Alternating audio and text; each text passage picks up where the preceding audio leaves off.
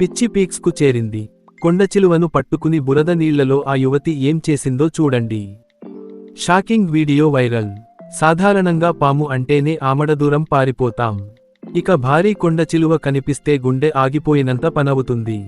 కానీ ఈ మధ్యకాలంలో సోషల్ మీడియా క్రేజ్ కోసం కొందరు ప్రాణాలకు తెగించి వింత వింత విన్యాసాలు చేస్తున్నారు.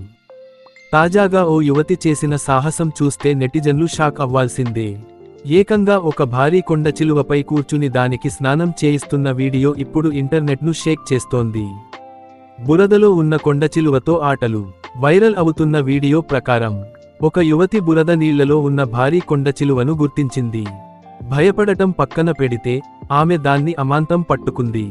ఆ భారీ పాము మెడను గట్టిగా పట్టుకుని దాని శరీరంపై కూర్చుంది. ఆ యువతి బరువుకు పట్టుకు కొండచిలువ కదలలేక విలవిలలాడిపోయింది. అంతటితో ఆగకుండా కొండచిలువ ఒంటికి ఉన్న బురదను కడుగుతూ దానికి చక్కగా స్నానం చేయించింది. ఆమె పట్టు నుంచి తప్పించుకోవడానికి ఆ జీవి ఎంత ప్రయత్నించినా సాధ్యపడలేదు.